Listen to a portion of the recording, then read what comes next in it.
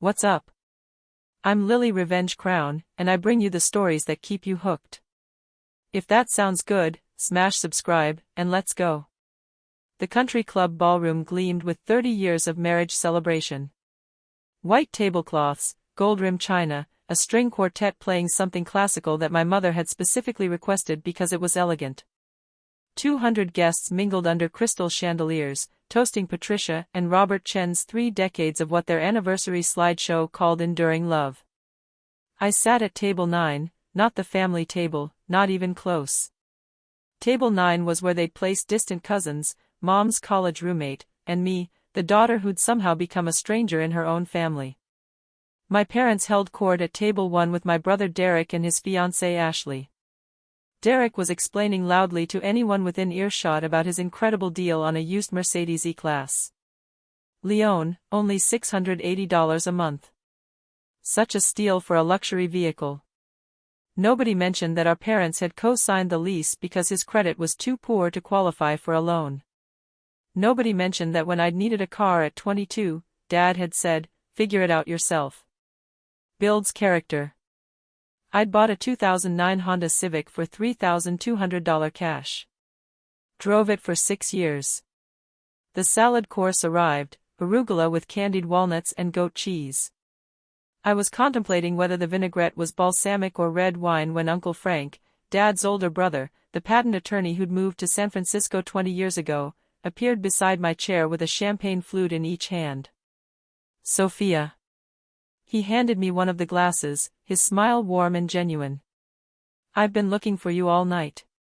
They buried you back here with the worst guests, huh?" "Table 9 has excellent acoustics," I said dryly. "I can hear every word of Dererick's Mercedes presentation." Uncle Frank laughed, the sound rich and unburdened.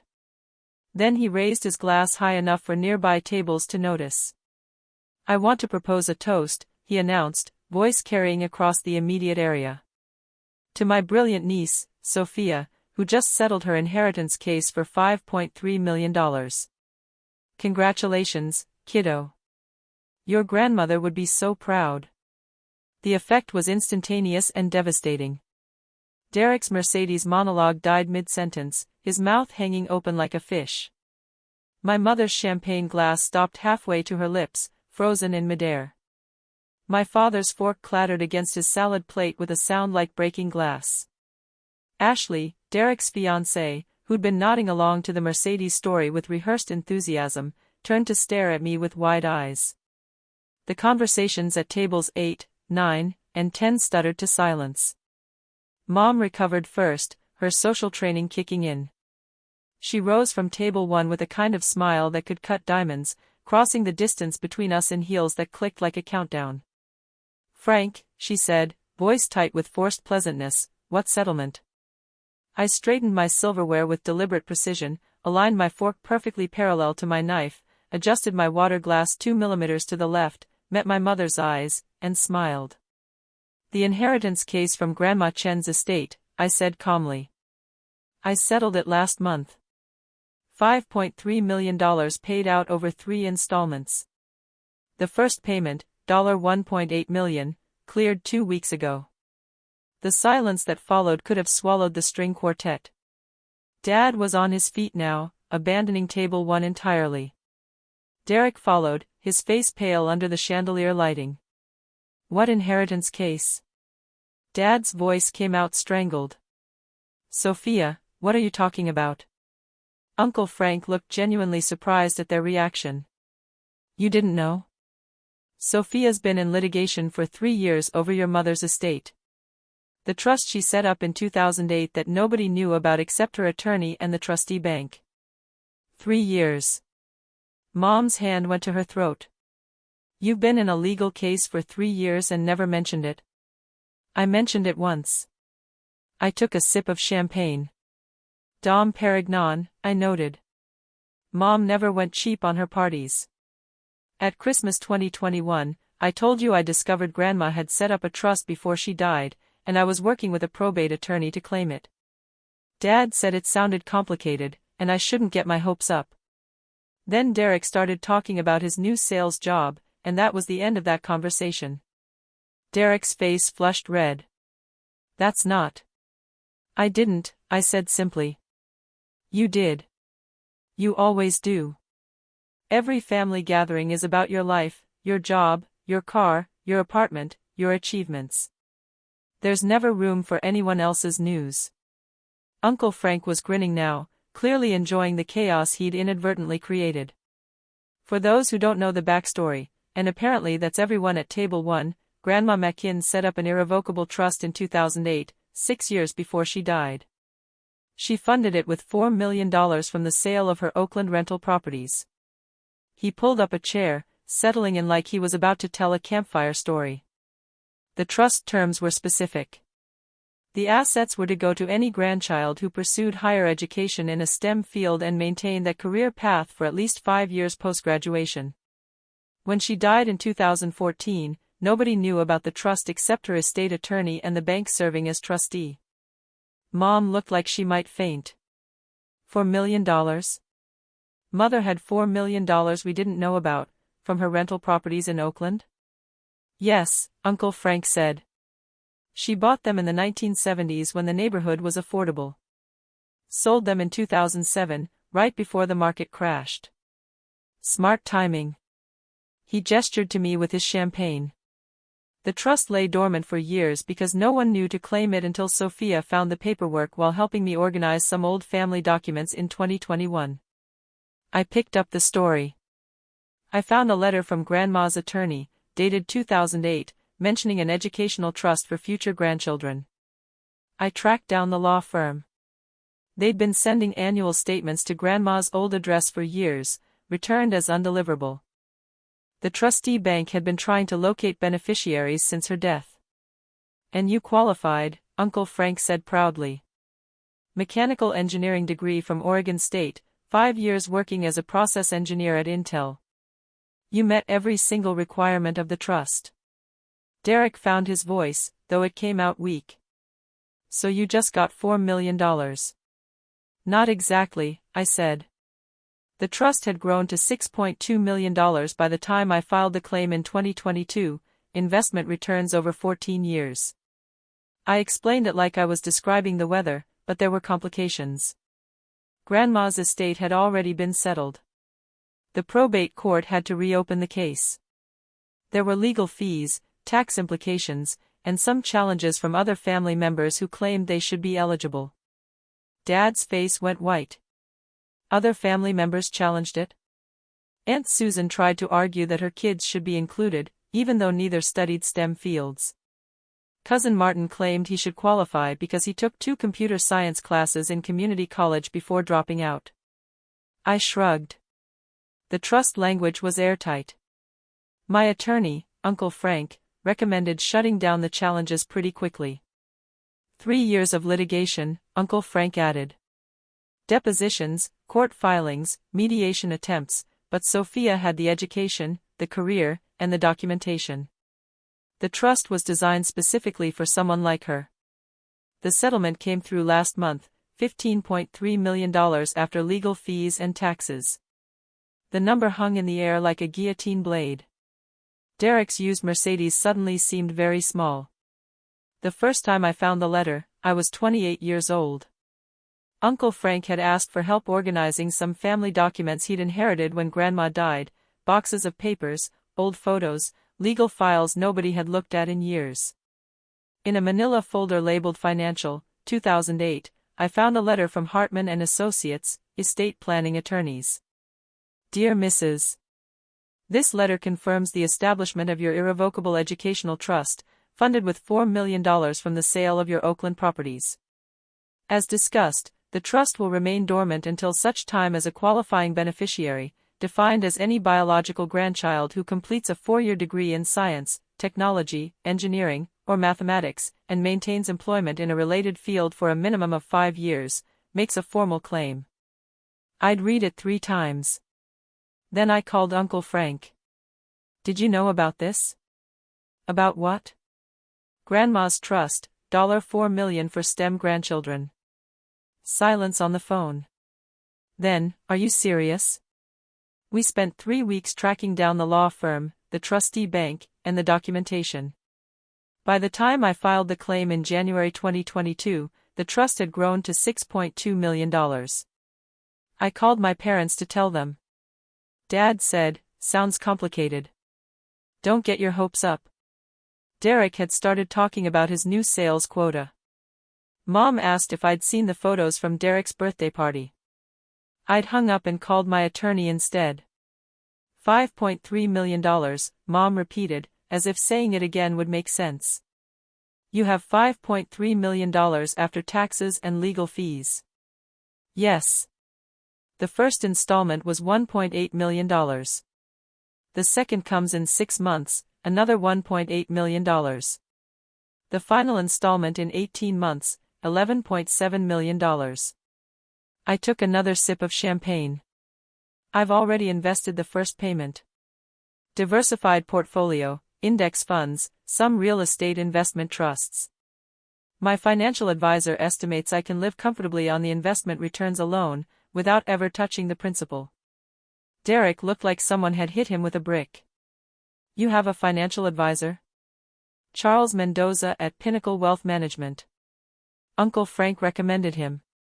We've been working together for 2 years, planning for when the settlement came through. I paused. He also helped me purchase my house. The second bomb dropped with precision. Your house? Mom's voice went up an octave. What house? I bought a house in March. 4-bedroom, 3-bath, Laurel Hist neighborhood, city and mountain views. Paid $890,000 cash from the first settlement installment. I watched their faces process this information. I moved in 6 weeks ago. You haven't been invited yet because you never asked where I was living. Uncle Frank was outright laughing now. Show them the photos, Sophia. It's gorgeous. I pulled out my phone, scrolled to my camera roll, and showed them the images: craftsman exterior with a wraparound porch, hardwood floors, renovated kitchen with marble countertops, master suite with a soaking tub, backyard with mature trees, and a view of Mount Hood. Ashley grabbed the phone with shaking hands, scrolling through the photos with her mouth open. This is like a $900,000 house. $890,000. I negotiated down from $925,000. I took my phone back. Cash offers have leverage. The sellers were motivated. Dererick sat down heavily in an empty chair, his Mercedes lease suddenly looking very different in context. You bought a house with cash and never told us. I told Uncle Frank. He came to the closing with me, brought champagne to celebrate. I smiled at my uncle, who raised his glass in acknowledgement. He's actually been over to visit twice, helped me pick out furniture. Why didn't you tell us? Dad's voice was barely a whisper. I did tell you about the inheritance case. You weren't interested. And when it came to buying the house, I shrugged. Why would I tell you? You didn't help me with college.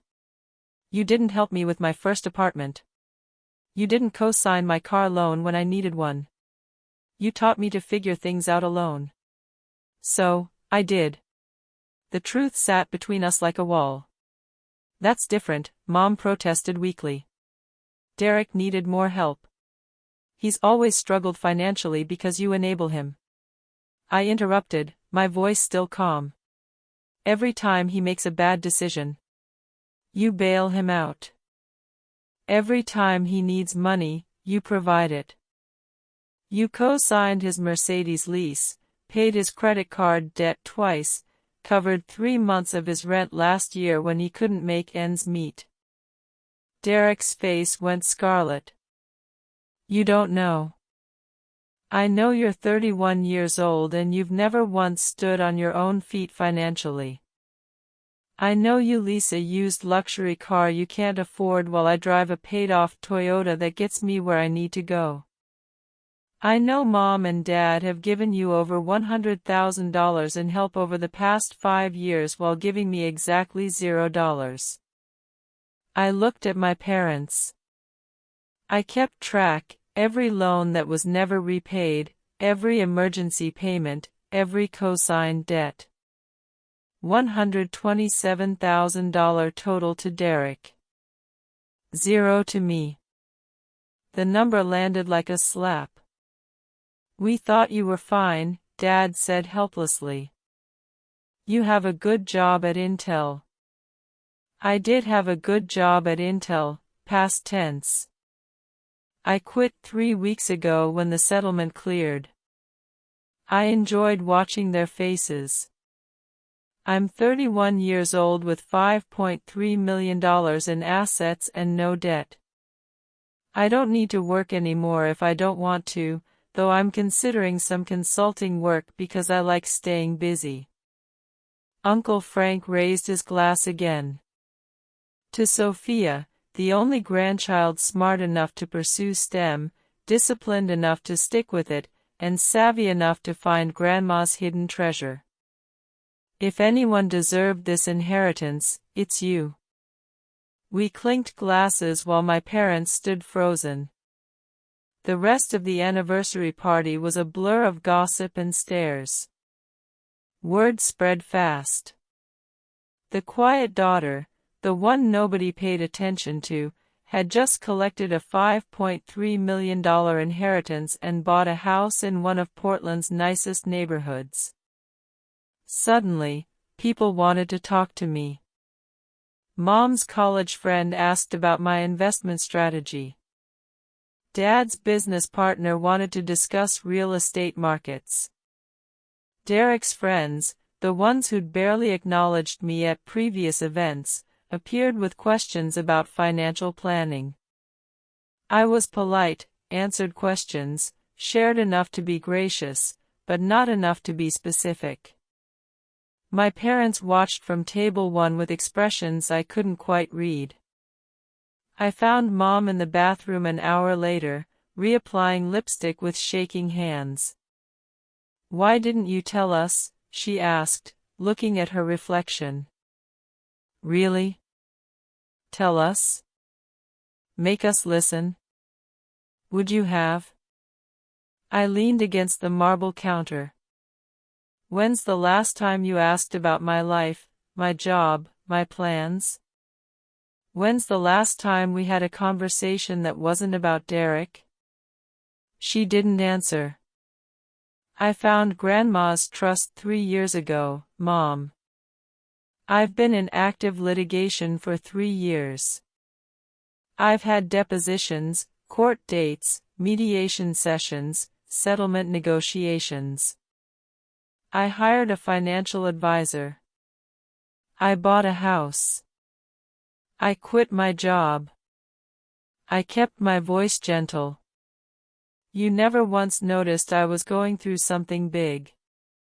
You seemed fine, she whispered. I was fine. I am fine because I learned a long time ago that I had to be. You and Dad made it very clear that Dererick was the child who needed attention, and I was the child who needed to figure it out. I adjusted my dress in the mirror. So, I figured it out. I figured out how to find a hidden inheritance, fight for it legally, invest it wisely, and build a life that doesn't need your approval or your help. Sophia, I'm not angry, Mom said. Not anymore. I was angry for years, but somewhere around the 2nd year of litigation, when Uncle Frank was the only family member who showed up to my court dates, I realized something. I looked at her directly. I realized that I'd built something you couldn't see, couldn't claim, and couldn't take credit for, and that felt better than any validation you could give me now. She was crying, mascara starting to run. I do love you, she said. I know you just love Dererick louder. I handed her a tissue. And that's okay, because I don't need loud love anymore. I have $5.3 million, a house with a view of Mount Hood. I'm going to be fine. 6 months later, the second installment cleared on a Thursday, $1.8 million. My financial advisor called with congratulations. Uncle Frank sent champagne. I took myself to dinner at a restaurant I'd always wanted to try and ordered everything that looked interesting. My parents sent a card, "We're proud of you. We're sorry we weren't there to celebrate. Can we visit your house?" I read it twice, set it on my kitchen counter, the marble countertop I'd picked out myself in the house I'd bought with money I'd fought for. Eventually, I texted back, "Sunday at 2 o'clock, bring wine." They showed up with an expensive Pinot Noir and eyes that actually looked at me instead of through me. We sat on my wraparound porch overlooking the city. Dad asked about the settlement, the legal process, what it felt like to win. Mom asked about my house, my plans, what I wanted to do with my life now that I didn't need to work. For the first time in my memory, they asked questions and actually listened to the answers. It wasn't forgiveness, but it was a start. Dererick didn't come. Sent a text, "Congrats on the money. Must be nice." I didn't respond. Uncle Frank came the following weekend, as he often did. We grilled steaks and talked about Grandma, how she would have loved that I'd found the trust, fought for it, won it. She always said I was special. He told me I had her stubbornness and her smarts. She would have been proud. I wish she told me about the trust herself, I said. She probably wanted to, but she died suddenly. Heart attack. No warning. He looked out at my view of Mount Hood. But she set it up so that whoever earned it would really deserve it. STEM degree, 5 years in the field. That takes commitment. It takes being ignored by your family long enough to focus on your career. I nodded, but without bitterness. That, too, he laughed. We sat in comfortable silence, watching the sun set over Portland in the house I'd bought with money my grandmother had hidden away for someone exactly like me, someone who'd been overlooked long enough to build something extraordinary.